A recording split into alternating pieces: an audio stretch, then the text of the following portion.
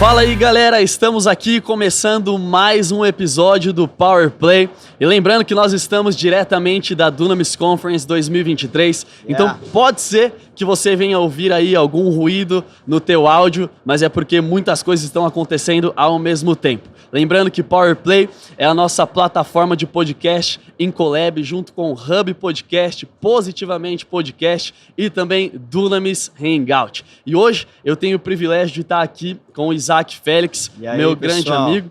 E a gente vai receber dois grandes homens de Deus. Mas antes de apresentar para você esses dois grandes homens de Deus, eu quero falar também dos nossos patrocinadores, que é a InChurch e também a YouVersion. YouVersion, obviamente, você já ouviu falar, você conhece muito bem, é esse aplicativo universal da Palavra de Deus. E o nosso tema central aqui hoje também é sobre a Palavra de Deus.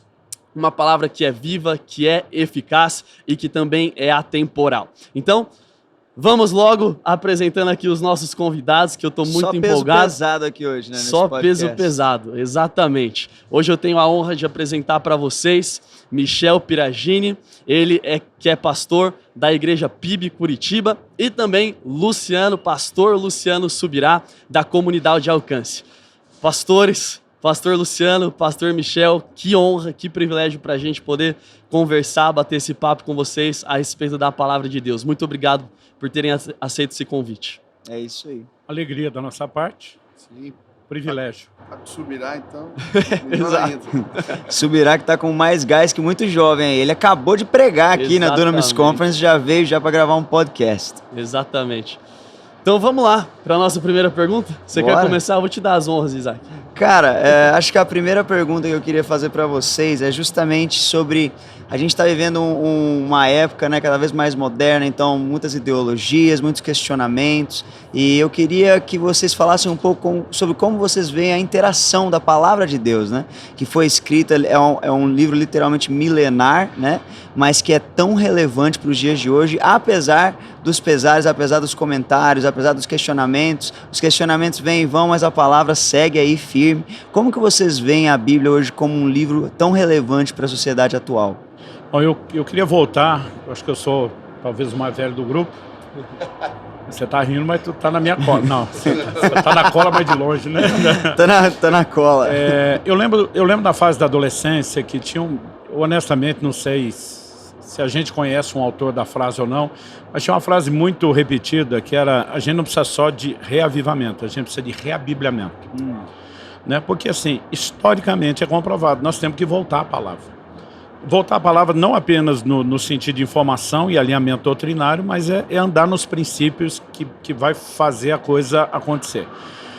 Eu acho que eu tive um privilégio, e posso falar pelo Michel também, foi ser filho de um pai que amava a palavra de Deus. Digo isso que o pai dele é um grande expositor das escrituras, respeitadíssimo não só na nossa cidade, mas no Brasil afora e para fora. A gente teve o privilégio de talvez ser orientado desde cedo sobre a importância da palavra. Crescemos num ambiente, uma denominação que enfatiza muito, tudo tem que ser bíblico. Até hoje, as pessoas ficam pegando no meu pé, falam assim: cara, tudo que você pergunta para Subirá, ele vai responder com a Bíblia. Se é para comemorar aniversário, se não é, tudo é a Bíblia diz. Eu falei: gente, eu vou considerar isso um elogio, não vou levar isso como provocação. Então, assim, eu lembro que meu pai exigia que a gente desde cedo lesse a Bíblia. Eu descobri que com o tempo só a imposição não é tão boa quanto você fazer entender o lucro. Mas, por exemplo, a gente conseguiu refinar isso um pouquinho e passar para a próxima geração. Meu filho Israel, quando ele fez 6 anos de idade, eu dei uma Bíblia de presente. Eu não me lembro a versão, acho que era a Bíblia Viva. Já não era aquela Bíblia de criança, era um texto mais fácil. E eu falei: filho, agora que você já é um homenzinho, e a minha esposa é pedagoga, então ela alfabetizou meus 2 filhos, aos 5 anos eles já começaram a ler. Com 6 a leitura era boa. Então eu falei: eu quero que você leia a Bíblia. Ele olhou para mim e fez uma pergunta: pai, o que eu preciso para ler a Bíblia em 1 ano? Falei: filho, vamos fazer a conta? Com quantos anos isso? 6 anos, no aniversário de 6, quando ganhou a Bíblia. O que eu preciso para ler? Eu acho que ele tinha ouvido alguém falar sobre isso, mas eu não tinha colocado nenhuma nó. Eu falei, filho, a Bíblia tem 1189 capítulos. Peguei a calculadora na frente dele, na época não era nem celular, era calculadora mesmo. Sim. E dividimos, falei, ó, dá 3,25. Ou seja, é 3 capítulos e 1/4 de capítulo por dia. Se você controlar esse 1/4, não vai funcionar. Eu falei, então, você pode... Primeiro eu tentei um dia ler 3, outro ler 4, depois eu peguei algo que para ele era mais fácil. Falei, os 5 dias da semana você tem aula, segunda a sexta, você lê 3, sábado e domingo que não tem aula, você lê 4. Eu falei, você vai ler em 1 ano. Eu falei, faça isso logo no começo do dia. Acordou sua prioridade. O dia minha esposa chamou ele para tomar café, não posso. Por que não? Não, ainda não terminei de ler a Bíblia, o pai disse que não é para fazer nada. Quer dizer, ele levou aquilo no literal. Sim. Eu, para mim, antes de fazer todas as outras, eu poderia ter comido. Mas eu acho que ele foi mais disciplinado que o resto de nós na casa. Então, quando faltava 2 ou 3 semanas para ele completar 7 anos, ele tinha lido a Bíblia toda, aos 6 anos de idade. Aí, com 7 ele leu a segunda, com 8 ele leu a terceira, com 9 ele falou, pai, se eu ler 7 por dia, não dá 2 no ano? Eu falei, dá. Aí ele começou a ler 2 vezes por ano. Uau. Aos 11 anos de idade, ele tinha lido a Bíblia 9 vezes já. Aí um dia ele falou, pai, quantas você já leu? Eu falei, filho, na boa, é melhor parar de contar, isso só deixa a gente orgulhoso e metido. Então, para de contar. Ele falou, tá, eu vou seguir. Né? Mas assim, então, é um privilégio que eu tive. Eu já cheguei a ler a Bíblia toda, de capa a capa, 2 vezes no mês. 2 vezes no mês? No mês. Quantos capítulos por dia? Eu já não lembro mais a conta, mas uma eu li em 22, foi mais tranquilo. Mas é por causa de um voto que eu tinha feito, não estou dizendo que ninguém tem. E eu queria ler a Bíblia muitas vezes no ano, e quando estava no mês de dezembro, eu vi que eu tinha pulado uma na minha conta. Cara, eu falei, agora eu tenho que ler 2 no mês. Eu ia ler uma vez só Aí a última eu li em 9 dias. Aí eu ficava... 9 dias. Eu ficava de 6 por volta de 6 horas, um pouco menos ou mais do que isso, lendo a Bíblia. Mas já estava aquela reta final do fim do ano. O dia desse, meu filho, para me provocar, falou, duvido fazer com menos. Menos que... Aí eu falei, filho, isso aí não é para bater recorde. Mas eu digo assim, o amor pela palavra nos foi incutido. Sim. Então, o privilégio que eu tive, a próxima geração. Então, assim, meu filho não falou outra coisa com os meus netos, nós tivemos. Mas eu acho que tem uma nova geração que eles chegam, e às vezes é um choque no início, porque, cara, a gente ia para a escola bíblica dominical, Exato. Cara, a gente conhecia mais os personagens da Bíblia do que os da Marvel, da DC. Com certeza. Hoje é o contrário, porque os nossos heróis eram outros. Né? Então, assim, eu acho que nós estamos vivendo um tempo que, antes de falar do valor que tem, eu queria só dar uma diferença de perspectiva, para não parecer que a gente está sendo chato, Sim. nem fanático, nem cobrando demais. Mas a ideia é enlouquecer vocês com a palavra de Deus. Amém. Glória a Desculpa, eu falei muito. Vai lá, Michel. Pronto, agora minha... Não. Não, eu nasci num lar também onde a palavra de Deus transformou nossa família. A minha avó, quando o meu avô abandonou e ficou com 4 filhos para cuidar e ela doente, tinha a Bíblia na escrivaninha lá, ela pegou e abriu. E dizia, eu sou o seu marido, né, Isaías. E ela chamou os filhos para ler, e aquela palavra se tornou fundamento. E a história do meu pai, a minha, tem a ver com a revelação da palavra. Sim. Né? Como Deus se manifestou através dessa palavra que é viva e foi transformando toda a nossa casa. Por isso, eu amo a Bíblia. Mais perto, tá bom? Essa palavra viva, né? E eu estava falando aqui dos 6 anos, meu pai fez a mesma coisa comigo. Não sei se ele tinha conversado com você, mas com 6 anos... Né? ele me deu uma Bíblia na linguagem de hoje. Não conhecia seu pai. Meu pai é mais velho. Estou anotando aqui, 6 anos, comprar a Bíblia. Você aprendeu a ler, o primeiro livro vai ser a Bíblia. Eu lembro a gente lendo junto o livro de Marcos, 2 capítulos eu comecei. Então, desde pequeno, esse exercício. Começava o dia lendo ou terminava lendo a Bíblia. E eu faço igual com os meus filhos, né? Eu acredito muito, quando a gente prioriza a palavra, o resto Deus faz, né? A palavra é poderosa. E ela é alvo de interesse. As pessoas... O livro mais vendido no mundo, 3,9 bilhões de exemplares. O segundo mais, Cidade de Dois Contos, 200 milhões. Senhor dos Anéis, 150 milhões. A Bíblia, ela é alvo de admiração. As pessoas querem ler esse livro. Existe algo com a palavra de Deus que gera atração no ser humano. Eu fui atraído pela palavra, pelo poder dela. Eu nem entendia tudo, porque uma criança não entende. Mas eu Nem lia... os adultos. Nem os... Até hoje eu tenho Criança menos ainda. eu tenho uns pontos de interrogação, mas ela é viva, ela transforma, ela fala com a gente. Então, eu creio que a gente está no tempo de levar de novo o valor da palavra para a igreja, no sentido da escola bíblica, os processos de ensino, talvez com uma outra roupagem. Sim. Mas a gente trazer de novo as crianças para processo de aprofundamento na palavra. Hoje, não só no domingo, a gente lá na igreja tem exercitado, em outros dias da semana, fazer processo de aprofundamento bíblico. Já meu filho com 7 anos vai lá quinta-feiras para estudar a Bíblia e tem um programa de aprofundamento. Eu sei que lá na igreja de vocês tem também. Então isso tudo é importante para a gente trazer aquilo que vai transformar, eu creio. A Shema, né, que a gente falava, vê na Bíblia Deuteronômios, escreve põe na testa, põe no braço, carrega o tempo inteiro, repete. Eu fico fazendo as crianças decorar versículo em volta da mesa, no almoço, quando leva para o colégio, porque isso vai transformar a vida deles. Glória a Deus. Falando em decorar, eu tinha 4 anos de idade. O primeiro versículo que minha mãe me fez decorar, Salmo 119:11. Escondi a tua palavra no meu coração para não pecar contra ti. Ela dizia, filho, isso aqui não é só regra. Se você quer agradar a Deus, precisa disso. A gente começou pela experiência, mas, poxa, vamos para a doutrina bíblica, que é o que interessa. Satanás vai tentar Jesus. O tempo todo ele responde com o quê? Está escrito, está escrito, está escrito. E a ideia ali não era discutir doutrina, né? Não era tentar converter o diabo, não era tentar fazê-lo mudar de ideia, é simplesmente verbalizar um nível de convicção que foi construído em cima do quê? Da leitura. Jesus, enquanto homem, a Bíblia, em essência, nunca deixou de ser Deus, mas diz que ele, subsistindo na forma de Deus, se esvaziou. Então ele deixa alguns atributos exclusivos da divindade temporariamente de lado, né? Um deles, a onipresença, ele estava limitado a um corpo, em uma cidade de cada vez. Um deles, a onipotência, a Bíblia diz que ele foi ungido com o poder do Espírito Santo. E a onisciência.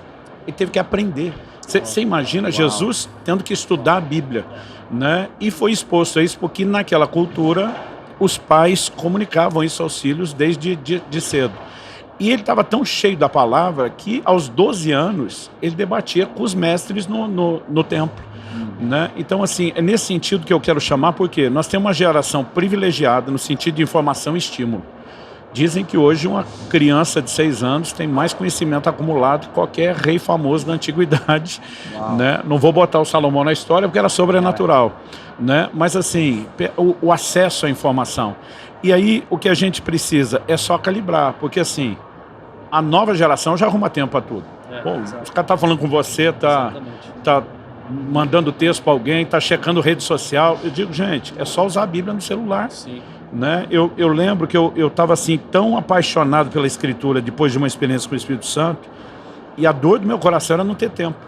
Então, eu estava num ponto de ônibus, eu pegava aqueles Novo Testamento de Gideões, você lembra? Que era de bolsa, que não era grande. E, cara, eu tava lendo a Bíblia. O ônibus estava sacolejando, eu estava lendo a Bíblia. Eu tinha 15 minutos de intervalo no trabalho, em vez de ir para o lanche, eu ia ler a Bíblia, porque eu pensava, cara, eu ia para o banheiro, alguns acham profano, eu ia ler a Bíblia, em vez de ler qualquer outra coisa. E, às vezes, não recomendo isso para ninguém da moçada, estou mais me arrependendo do que o contrário. Às vezes a aula estava chata e eu puxava a Bíblia embaixo da carteira. Um dia na chamada eu respondi aleluia em vez de presente. De tão empolgado que eu estava. Mas assim, a gente valorizava isso. Hoje, cara, eu lembro, o meu sonho era ter a tradução brasileira, revisada por Rui Barbosa. Você não achava nenhum sebo, se achasse era o valor de um carro. Cara, hoje você baixa esse negócio de graça. Tem tudo, tudo. Né? Então assim, eu quero encorajar a moçada a ir para dentro porque é o exemplo bíblico. É o exemplo de Jesus, é a orientação. Colossenses 3,16, habite ricamente em vós a palavra de Cristo. Então, só que eu acho que o desânimo das pessoas tem a ver com aquilo que o Michel já observou. Você não vai começar a entender. Então alguém falou assim para mim, ó, imagine que você está montando um quebra-cabeça. Você precisa botar todas as peças na mesa e daqui a pouco você vai ter que começar a organizar. Então alguém quebra a cabeça grande e diz, ó, tudo que é quina vai separando. Mas de acordo com o desenho, poxa, tem um céu azul para cima, tem um mar azul para baixo, né? Você pode ir organizando. E depois, quando você for preenchendo, vai fazer mais sentido. A sensação que eu tive ao longo dos anos era isso. Cara, eu começava lendo Gênesis e eu gostava. Êxodo, eu ia bem até o capítulo 25. Quando eu começava a construção do tabernáculo, E, gente, a gente não tinha quando criança, não tinha essas traduções fáceis. Então, oferta era oblação, eram umas palavras assim que a gente não entendia. O cara chegava no 25, eu já pulava os últimos 15 capítulos do Êxodo. Mas eu pulava o Levítico inteiro. E o Levítico era pior ainda. E os primeiros capítulos de Números com a genealogia. Sim. Eu dizia para Deus, perdoa aí, mas isso aqui não dá. Pum, já pulava. Né? Porque no início tem... Mas depois vai se tornando um desafio também. Né? Jesus, em Lucas 10, antes da parábola ali do monte samaritano, ele é questionado, experimentado lá por um mestre da lei. Jesus faz duas perguntas, eu acho que está em Lucas 10, 25, que eu acho que vale destacar aqui. Primeira, Jesus olha para o cara e diz, o que está escrito na lei? Segunda, como você interpreta? Eu acho que isso aqui nós temos duas chaves. Não adianta querer interpretar quando o cara mal sabe o que está escrito. Então, assim, as pessoas têm que estar familiarizadas primeiro com o conteúdo.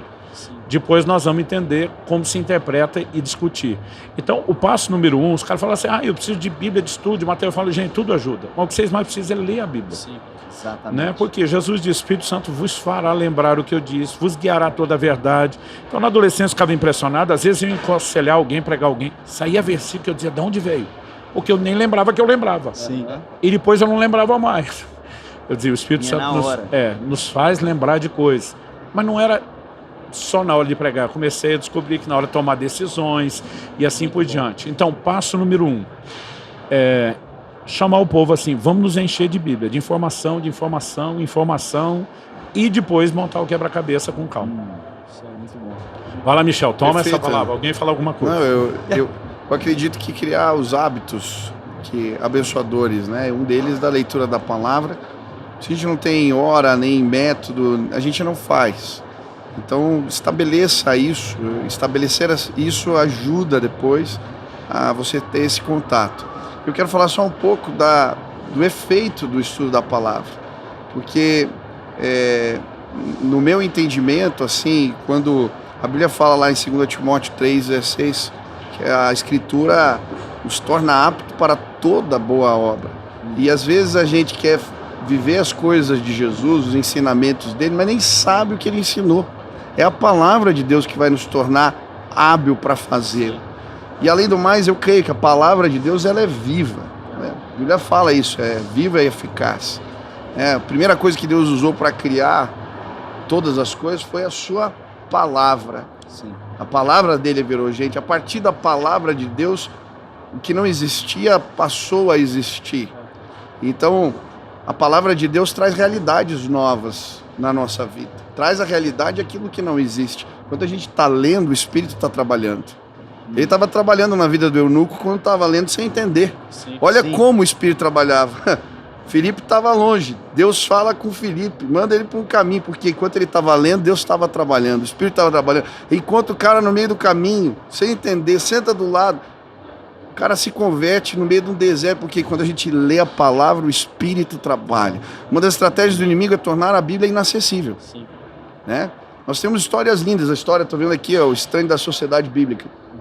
Porque uma menina, filha de um artesão, anda 40 quilômetros em 1800 e alguma coisa, porque não tinha Bíblia, era inacessível. Porque o inimigo quer tornar inacessível. Então, hoje nós temos acesso à palavra, né? Ainda existem línguas, mais de 2 mil línguas que não têm acesso à palavra. As organizações missionárias estão trabalhando nesse sentido, mas eu e você, a maioria de nós temos acesso. Leia, enquanto você lê a palavra, Deus trabalha, o Espírito traz realidades novas na tua vida, sua vida vai ser transformada, a sua casa e os seus, pelos valores dessa palavra que é poderosa. Vamos fazer um apelo aí já, ué. Amém. Eu não sei se algum de vocês passou isso na criação, porque eu sou uma versão um pouquinho mais antiga, né? Mas, cara, se a gente deixasse comida no prato, mamãe dizia, tem gente passando fome. Exato. Você tem que valorizar ó, isso. Sim, demais. Meus pais usaram a mesma lógica. Eu lembro de uma série de livros, não sei se durou até a sua época, da editora Betânia, do Yuri. Não, pela cara que você fez, não. Cara, eram contos, era ficção. Alguns hoje chamariam romance. Mas esse Yuri era um rapaz crente que, por trás da cortina soviética, tinha que viver a Deus. Então, o livro contava histórias, usando todas as informações reais, testemunhos, mas mesclava isso de uma forma diferente. Cara, esse povo não tinha acesso à Bíblia, era preso, as Bíblias eram confiscadas, e as histórias se mexiam com a gente, fazia a gente dar valor. Segundo, eu sou parte de uma geração que a gente não tinha muita tela. Então, a inclinação à leitura era mais cultivada. Quando eu era pré-adolescente, um dia cheguei em casa, eu e meus irmãos, acho que da escola, porque a gente estava junto, e não tinha mais TV em casa. TV naquela época, estou falando, a maior era 20 polegadas de tubo. E a TV sumiu. E aí meu irmão mais velho perguntou pro meu pai. Falou, pai, cadê a TV? Ele falou, vendi. Meu irmão falou, vai comprar outra? Ele falou, não. Falou, por que não? Meu pai falou, porque filho meu não cresce só assistindo TV e jogando videogame. Se é que dá para chamar aquela miséria daqueles gráficos daquela época de videogame. Quando eu vejo a nova geração hoje, eu falo para Deus, é injusto. A gente tinha nada disso. Mas meu pai falou assim, vocês vão aprender a ler. E a partir daquele dia ele baixou um decreto. Tinha que pegar um livro por semana na biblioteca da escola, além da leitura bíblica, que era obrigação diária. Então, cara, era empolgante? Não era. Mas não tinha internet. Em casa não podia ouvir rádio, música que não era cristã. O jogo era duro.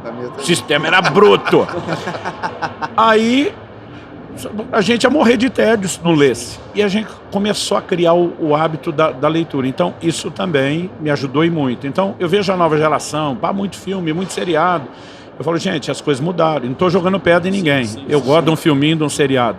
Mas eu lembro quando garoto, a gente assistia um filme por semana, pro meu pai, pra geração dele, era um porre de entretenimento. Se ele visse o povo maratonando seriado hoje, ele enlouquecia. Porque a gente tinha que priorizar o que é importante. Então eu falo, gente, a ideia não é cortar o barato, não é isso que Deus está tentando, mas a gente pode encontrar tamanho prazer nas escrituras, que tem hora que você fala, o filme é legal, mas não chega aos pés disso aqui. Né? Então, assim, o exercício, porque tem gente que ele ainda não tem a prática da leitura e fala, eu leio, mas depois eu não lembro. Eu falo, ninguém fica bom em nada sem treino. Sim. Tem que treinar. Eu falei, se não ler, não vai ficar bom nunca. Então, essa insistência. O Michel falou, poxa, tem que ter horário, tem que ter formato, porque não é só o sentimento. A gente fala, pastor, todo dia o senhor acorda com vontade de ler a Bíblia? Eu falo, claro que não. A gente faz por disciplina, tendo ou não tendo sentimento. E tem hora que vai ficar bom e depois não tempo fazendo. Sim. Então, eu quero começar encorajando o pessoal. Vamos mergulhar para dentro. A Bíblia é um livro mais do que atual. Tem profecias que ainda estão se cumprindo. E é impressionante. Não existe, né, nenhum livro de profecias bem sucedido. Porque a gente não acredita em margem de erro, né? Então, assim, é o único, não é o livro com mais, é o único livro que prevê o que vai acontecer, que diante de toda a perseguição e toda a cultura, porque é o grande ataque do diabo, como Michel disse, ele tem sobrevivido e a gente tem que valorizar. Sim. Eu não sei se vocês conhecem o testemunho do irmão Yun, Homem do Céu. Recomendo todo mundo ler esse livro, da editora Betânia. Rapaz, quando eu descobri que eu tive o privilégio de conhecê-lo pessoalmente, conversar com ele algumas vezes, esse cara, quando teve acesso sobrenaturalmente à primeira Bíblia, no primeiro mês ele decorou o Evangelho de Mateus inteiro. Porque não podia andar com Bíblia. Como que ia levar a palavra de Deus para os outros? Decorou os 28 capítulos. Uma vez minha esposa foi comigo numa viagem missionária para a Tanzânia. A gente já estava no norte da Tanzânia, mas estava no meio das tribos Maasai, no meio do nada. E pediram para a gente ir, para ela ir assistir o Ministério Infantil para dar dicas, porque ela trabalhou com criança a vida inteira. Quando ela voltou, eu falei, e aí? Conseguiu ajudar a turma? Ela falou, quem aprendeu foi eu. Eu falei, como é que é? Falou, Luciana, não tem nada, estava reunido debaixo de uma árvore, não tem recurso, não tem nada do que nós temos. Mas a líder do Ministério Infantil disse que o Espírito Santo dirigiu ela a fazer algumas coisas. Então, o pessoal que tinha uma inclinação mais forte lá com oração, ela botava para orar. Os que eram para a área da música, adoração. Ela foi criando o sistema. E os que eram o Ministério da Palavra. Ela falou, eles levantaram e eles foram repetindo em coro um negócio que eu não sabia o que era. O camarada estava traduzindo do Swahili para mim, falou que eles estavam recitando todo o capítulo 18 de Mateus, de cor. Criança, gente, não é um versículo. Sim. Aí a gente olha, e é lógico, não quer botar pressão em ninguém, né? A gente não precisa decorar todos os capítulos, mas a gente tem que valorizar um pouquinho mais. E a minha oração é que Deus use essa conversa para despertar as pessoas. Amém. Não é só informação ou conhecimento doutrinário, exato. É transformação. Ela é o alimento da fé, é o alimento para o nosso espírito, renova a nossa mente. Michel citou o texto, a gente é aperfeiçoado e preparado para toda boa obra. Sim. Temos que cair para cima. Sim. Ô, pastor, eu tenho uma pergunta. Vocês acham que pelo fato da Bíblia ela ser tão acessível hoje, ela se torna menos valorizada? E a segunda pergunta é, como então que a gente engaja uma nação inteira, por exemplo, a nação brasileira, nesse nesse contexto bíblico e de leitura da palavra de forma intensa, do ensino às escrituras. Eu me lembro uma história que o pastor Teófilo sempre conta pra gente no nosso discipulado, que é o fato do descendo estar acontecendo lá no... Eu ia contar essa história. Lá no estádio do Morumbi. E quando o Loren Cunningham sai do palco, ele chama o Teófilo de canto e ele fala, olha só, isso aqui é incrível, eu já vi diversas reuniões em estádio acontecendo, mas se você não engajar essa molecada, esses jovens, na palavra, nas escrituras, daqui a alguns anos você não lota nenhuma arena. Então como que a gente pode, principalmente também como jovens, engajar a nação brasileira na leitura da palavra? Não, Par. falar. Uma só, melhor de 3. Pode falar. Você fala sempre. Vamos que tá filmando, vamos ver. Par ou ímpar? Você Par. pede ímpar. Você ganhou aí, ó. Pronto, vai falar. Nem no Paroímpar eu ganho dele. É muita graça aqui. Isso é uma técnica que depois eu te ensino. Aqui a gente estava falando mesmo de Bíblia. Não, tô brincando. Sobre valorizar. Durante muito tempo, eu acho que a gente transferia para os outros. Não valoriza. A pergunta é, como é que eles vão valorizar sem a comparação? A gente esperar que isso seja automático, que eles descubram. Eu acho que nós falhamos numa coisa que a gente presumia que era tão fácil ter valor e não comunicar corretamente. Uau. Por que eu estou dizendo isso? Nos últimos anos comecei a pregar e ensinar bastante sobre jejum, que é o que eu fiz na conferência. A gente não falava disso antigamente, por que não? Cara, eu lembro quando meu pai descobriu que eu estava fazendo jejuns prolongados aos 18 anos de idade, porque com vários dias não dava para esconder. Ele, preocupado que eu estivesse migrando para um lugar de fanatismo, veio ter a primeira conversa comigo. A gente nunca tinha falado sobre o assunto. Foi nessa conversa que eu descobri que meu pai jejuava. Eu fiquei revoltado. Ele não era só meu pai, era meu pastor, como o seu. Eu disse, eu estou aprendendo fora e eu não sei que o senhor, que é meu pai, meu pastor, jejua. Ele falou assim, Jesus falou que não é para falar sobre isso. Eu falei, como é que é? Ah, sim. Não é para ficar... Eu falei, pai, desculpa, o senhor é meu pai era de uma mente brilhante, era dedicado no estudo. Eu falei, desculpa, o senhor é um cara incrível, aprendi quase tudo que eu sei com o senhor, mas eu acho que tem alguma coisa que o senhor não viu. Eu falei, primeiro, Jesus não mandaria a gente fazer algo que ele não fez. Sim. Se ele mandou a gente guardar silêncio, por que é que ele contou o jejum dele? Eu falei, ele estava sozinho no deserto, quem que o senhor acha que vazou a notícia? Meu pai fez uma cara de tipo assim, não pensei nisso, começou a rir. Se virar desde E meu cedo aqui, pai era de uma argumentação assim que para dobrar, meu amigo. Ele treinou a gente nisso. Aí eu falei, segundo, ele ensinava baseado no exemplo. Ele mandaria a gente fazer alguma coisa que ele não deu exemplo. Sim. Então, eu acho que o código não era de silêncio. Ele falou sobre não tocar trombeta. Aí é você se vangloriar, é promover. Sim. Eu falei, tem coisa que não dá. Antes de Mateus 6, a gente tem o 5,16 que diz, brilha a vossa luz diante dos homens. Não dá para esconder tudo. Eu falei, ele falou para não tocar trombeta da esmola. Mas Paulo, na hora de selecionar as viúvas que ou não ser atendida pela igreja, diz, tem que ter testemunho de boas obras. Quer dizer, se elas dessem esmola escondida, não entrava na lista. Aí ele, faz sentido. Eu falei, pai, quem não jejua não fala porque não faz. Sim. E quem jejua não conta porque é pecado, como é que nós vamos jejuar? Então, por que eu estou dizendo isso? Há uns menos de 2 anos atrás, Deus me confrontou e falou, guardado as devidas proporções, você não foi muito além do seu pai. Você influenciou os que estavam perto. Então assim, cara, minha mulher e meus filhos me acompanham no jejum de 40 dias agora. Todo mundo que está perto é contagiado. Mas Deus disse, e os de fora? Porque ficava naquele receio. Porque você começa a falar, os fariseus vêm para cima. Sim. Por exemplo, eu já fiz 4 desses jejuns prolongados treinando. Uma coisa que eu aprendi com os médicos, te ajuda.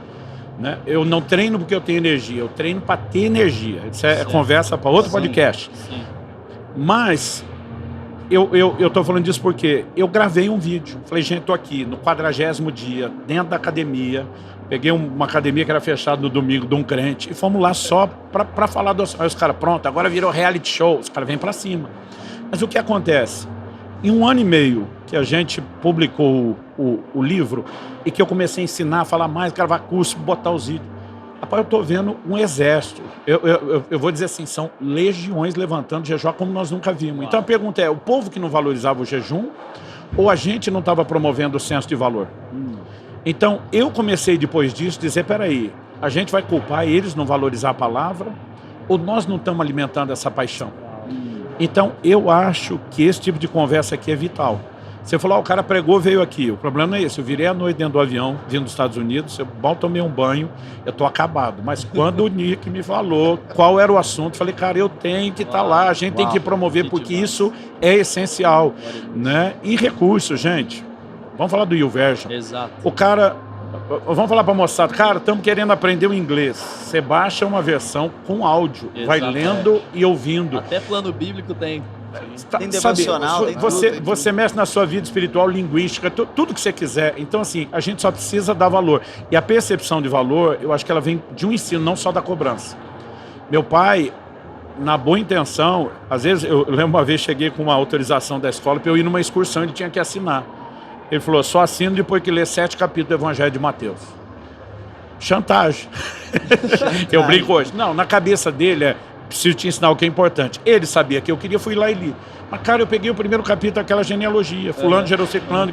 Eu acho que é o Yong-Shu que fala no livro A Quarta Dimensão. Ele fala, é melhor ler a lista telefônica, que pelo menos os livros os nomes são mais... A nova geração não sabe o que é lista telefônica, não adiantou. Aí... eu ficava naquela assim, poxa, agora, o que nós tentamos conseguir foi criar um conceito de valor. Minha filha, diferente do Israel, ela só lia salmos. Ela sempre amou a música, a adoração. E ela ficava cantando os salmos o dia inteiro. Mas eu descobri que ela não lia o resto da Bíblia, só lia salmos. Um dia eu chamei ela e falei, filha, você tem que ler a Bíblia toda. Ela falou, pai, quem vai ser pregador é o Israel. Eu vou ser da adoração. Aí eu falei, filha, as pessoas que você mais admira como compositoras, não só intérpretes, compositoras, que são as composições boa e bíblica, elas tiveram que ler a Bíblia para compor. A gente não lê a Bíblia para pregar, a gente lê para viver. Então as pessoas perguntam, Luciano, você começou a estudar a Bíblia porque você ia ser pregador? Eu falei, não, eu comecei a estudar porque eu queria viver. Depois de funcionar, eu fiquei empolgado em compartilhar com outros. Então, Deus diz para Josué, se você meditar dia e noite, você vai prosperar em todas as coisas. Quer ser bom profissional, quer ser bom marido, quer ser bom pai, tudo. Bíblia. Desculpa. Não, desculpa. Parece que eu ganhei 3 para o ímpar, né? Não, a gente pode ir voltando, porque às vezes tem um assunto que a gente quer falar. E eu vi que você me olha como tiozão, você fala, não posso interromper ele. Imagina. Não, o que eu quero falar só é, lógico, tornar acessível, mas levar as pessoas a terem prazer na palavra. Sim. Isso me ajudou. Não se tornar algo enfadonho. A Bíblia fala, né, em Salmo 1, bem-aventurado o homem que não anda no conselho dos ímpios, não se detém no caminho dos pecadores, nem se assenta à roda dos escarnecedores. Ele está falando de algo progressivo, né? Anda, para, senta. Sim. Antes tem o seu prazer na lei do Senhor e nela medita de dia e noite. Da mesma maneira, é progressivo o relacionamento com a palavra. Chega uma hora que, quando vira de dia e de noite, aquilo começa a gerar prazer. Uma das coisas que eu não entendia na oração e na palavra, talvez pela maneira que eu aprendi as coisas na minha igreja, era automatizar, era tudo muito mecânico. Eu não entendia que Deus falava comigo. Era só na sua igreja. Através da oração e através da palavra. E quando eu comecei a ler para a minha vida, buscando direção de Deus, buscando entender o meu dia seguinte, aquilo transformou o meu relacionamento com a palavra de Deus. Então, levar as pessoas a terem prazer na palavra. E aí ele vai continuar, né? Ele será como árvore plantada junto aos ribeiros de água, né? Tudo que fizer prosperará. É o resultado que ele falou. Gera resultado. Quando eu aplico, meu casamento melhora. Quando eu aplico, meu filho melhora. Quando eu aplico, minha profissão melhora. Meu ministério melhora, porque essa palavra é poderosa. Então é só isso que eu queria. Há prazer na presença de Deus, há prazer na palavra de Deus, há prazer na oração. Os jovens estão procurando isso. A gente só tem que mostrar que nesse lugar existe algo maravilhoso. É isso. E não pode ser o fardo, né? O prazer tem que ser o oposto. Agora, não quer dizer que não haja disciplina. Então, eu estava viajando, estou uns dias sem treinar. Eu estou desesperado. E antigamente eu ficava desesperado quando chamavam para o treino. Porque assim, quanto mais você treina, mais quer treinar. Quanto menos treina, menos... Me chamar para treinar, eu tô nada. Quanto menos treina, menos quer treinar. Oração em Bíblia não é diferente. Quanto mais faz, mais quer fazer. Quanto menos faz, menos quer. Por quê? É esse rompimento, assim como o cara não vê resultado num treino só. Exato. Mas numa sequência. E a leitura bíblica, às vezes o cara foi lá, pô, gastei 2 horas hoje, não senti nada. Eu digo, só dá uma insistida, o prazer vem. É isso. E o prazer é a chave. Come on. Eu acho que essa é a chave desse podcast também, né? Que não é apenas falar sobre uma teologia que não é viva, né? Mas falar sobre a paixão pela palavra de Deus, né? Que é a fonte daquilo que a gente acredita como doutrina cristã. Acredito que você que está assistindo aí na sua casa, mais do que apenas achar, não, a Bíblia é um livro legal, eu devo tentar ter essa disciplina. Nós oramos para que você seja incendiado pelo amor pela palavra de Deus, que você saia desse podcast aqui, já pega a tua Bíblia aí, cara, já abre e vai tentar bater o recorde do Luciano Subirá aí, vai ler ela em 7 dias, 5 dias, vamos ver se você dá conta, né? Eu contei isso para um pastor amigo uma vez dos 9 dias lá, ele deu um sorrisinho meio amarelo, falou que foi, não, nada, eu falei, não, só a linguagem corporal tá falando, não, ele tentou, eu falei, o que foi? Ele falou, não, é que uma vez eu li em 5. Eu falei, miserável, sempre tem um que quer ganhar da gente. Aí ele deu outra risadinha, eu falei, o que foi? Ele falou, não, uma outra vez eu bati o recorde de ler em 4. Nossa. Eu falei, cara, você não fazia... Ele falou, pastor, eu fiquei jejuando, eu não fazia outra coisa, eu ficava lendo a Bíblia. Tipo, cansou, eu parava, não tinha um programa. Ele falou assim, e eu não estava competindo. Ele falou, eu achei que eu ia enlouquecer na primeira vez, e foi tão bom. Olha o que é interessante. Eu li a segunda. Então, eu só queria aproveitar e dar uma sugestão. As pessoas perguntam, Luciano, qual a melhor forma de ler e estudar a Bíblia? Eu falo, primeiro não tem uma melhor, você tem que descobrir a sua. Mas eu intercalo 3 coisas que para mim são importantes. Primeiro, leitura corrida. O que é a leitura corrida? Aquilo que nós falamos. Antes de saber como interpretar, o que é que está escrito? Então a gente tem que familiarizar com o conteúdo. Então, lê muito. Encher a mente, saturar a mente, botar informação para dentro. Minha leitura, quando eu falo corrida, é porque eu leio rápido. Com o tempo, quanto mais você treina, né, mais rápido você lê.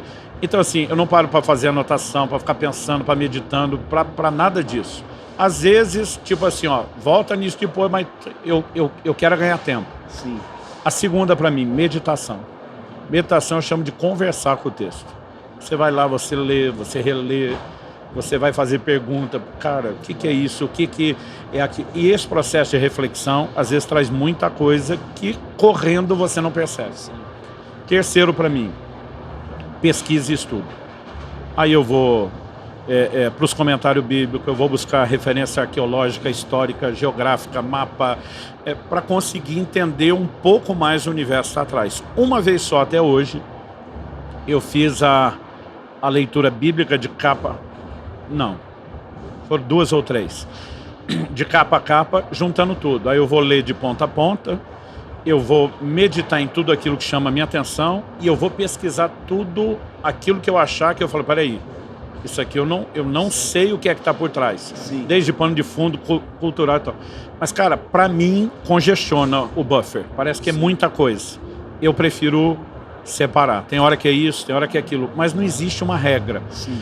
Mas eu diria, depois de você ter muito... Já me isso para mim, porque às vezes eu fico parando, é natural. E essa leitura corrida, você deixa lá só anotadinho e vai embora. Né?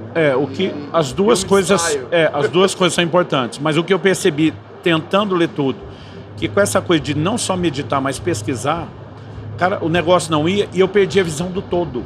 Entendi. E uma coisa que ultimamente eu estou zelando muito é ter a visão do todo. Sim. Então, por exemplo, eu tô escrevendo um material que deve estar lá uns 2 terços pronto. Comecei em 2019. Eu já li a Bíblia 3 vezes de capa a capa, versículo por versículo, só procurando aquele assunto. Então, em vez de estudar só os outros, mas assim, aquela coisa, vamos devagar, vamos com calma. Rapaz, eu tô assim, perplexo, porque não existe uma chave bíblica, nada que sistematize, uma cadeia temática que te dê tanta informação. Mas essa coisa de enxergar o todo e depois vir sistematizando, para mim, é uma coisa que eu amo. Eu gosto de encontrar padrão, recorrência. E quando eu leio, parando e eu vou pegando as pérolas, aquele desespero não enxergar o todo. Então assim, eu falei, cara, eu vou separar. Sim. E eu vou alternar, porque não é um ou outro. Os dois são importantes. Glória a Deus. A gente vai precisar ficar por aqui. Eu gostaria de ficar nessa conversa aqui por horas, falando desse tema. Baixar o aplicativo. Então, a gente quer recomendar, né? A gente está, mais uma vez, lembrando dos nossos patrocinadores desse podcast, que é o aplicativo YouVersion. Mais de 500 milhões de downloads desse aplicativo da Bíblia. Cara, é muita gente. Você provavelmente tem esse aplicativo no seu celular. Se você não tem, baixa, tem certeza que vai edificar a sua vida. E também a InChurch também está fazendo parte disso com a gente. gente. Queria agradecer a presença, pastor Luciano Subirá, pastor Michel Piragini, uma honra para a gente estar fazendo essa conversa aqui com vocês. E espero que você tenha curtido e tenha saído mais apaixonado pela palavra de Deus. É isso aí, pessoal. Valeu, Feltrin. Valeu. Tamo junto. Nós. Deus abençoe Obrigado. vocês. Valeu.